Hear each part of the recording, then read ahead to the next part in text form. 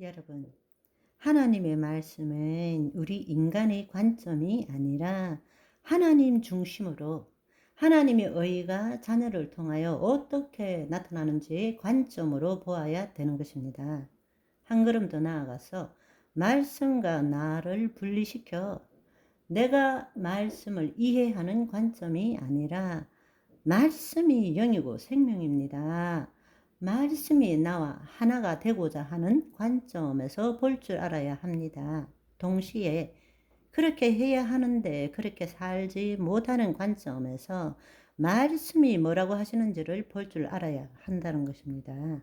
한마디로 성경에서 새 언약의 말씀, 신약의 말씀을 볼 때에는 말씀을 진리에 대한 지식이 아니라 생명으로 볼 줄 알아야 한다는 것입니다.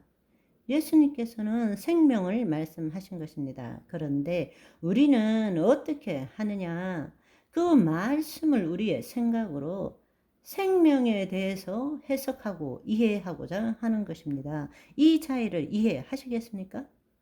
우리는 영생을 얻기 위해서 말씀을 상고하지만 내가 그 말씀을 상고할 때는 그 말씀은 언어적 차원, 정신적 차원에서 해석될 수밖에 없기 때문에 결국에는 관념, 개념, 신념으로 받아들일 수밖에 없다는 것입니다. 말과 언어라는 것은 그 자체로 모든 것을 분리시키고 이원성을 지닌 실제와 진리가 아니고 실제와 진리에 대한 것일 뿐입니다.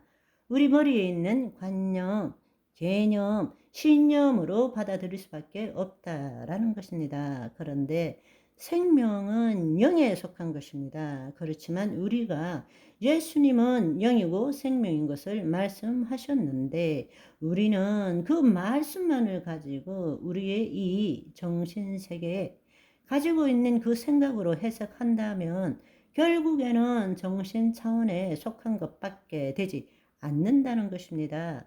살리는 것은 영이니 육은 무익하느니라.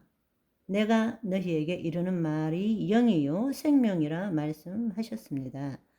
내가 너희에게 이르는 말이 영이요 생명이라는 것은 말씀을 언어적으로 받아들인다면 생명을 알 수 없다라는 것입니다. 말씀이 영과 생명을 나타내는 것이기 때문입니다. 따라서 우리는 마음의 생각이 아니라 우리의 영을 통하여서 우리 마음판에 주어지는 말씀을 받아들일 줄 알아야 한다는 것입니다. 내 경험과 지식에 기초한 생각으로 말씀을 해석하고 이해하는 것은 영과 생명과 아무런 상관이 없다라는 것입니다. 내가 예수 그리스도의 말씀을 믿는 것이 아니라 예수 그리스도 안에 거할 때 말씀이 믿겨지는 것입니다. 그래서 2000년 전에 예수님께서 바리새인과 서기관들에게도 요한복음 5장 38절에서 40절에 그 말씀이 너희 속에 거하지 아니하니 이는 그가 보내신 이를 믿지 아니함이니라. 예수 그리스도를 믿지 않기 때문에 말씀이 우리 속에 거하지 않는다는 것입니다. 너희가 성경에서 영생을 얻는 줄 생각하고 성경을 연구하거니와, 그렇죠? 성경에서 그 영생을 얻는 줄 알고 성경을 연구한다. 성경을 뭘로 연구합니까?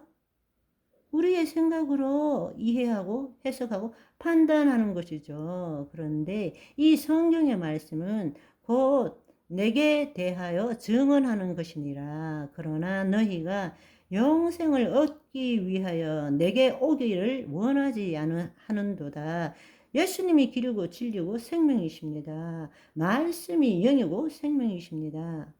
예수님이 이 땅에 육신으로 오시기 전에 그분은 말씀이셨습니다. 아멘. 따라서 하나님의 영 안에 있는 우리가 말씀을 먹는 것은 내가 즉 거짓자가 말씀을 알기 위해서가 아니라 내 몸이 말씀이 되도록 하기 위해서 우리는 말씀을 먹는 것입니다.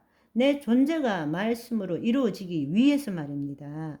그분의 피를 먹은 우리가 이제는 그분의 살을 먹음으로써 우리의 살이 그분의 살이 되어 가도록 말씀이 필요한 것입니다.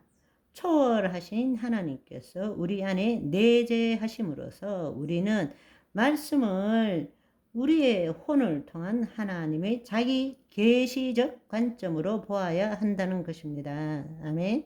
오늘은 여기까지. 바이바이.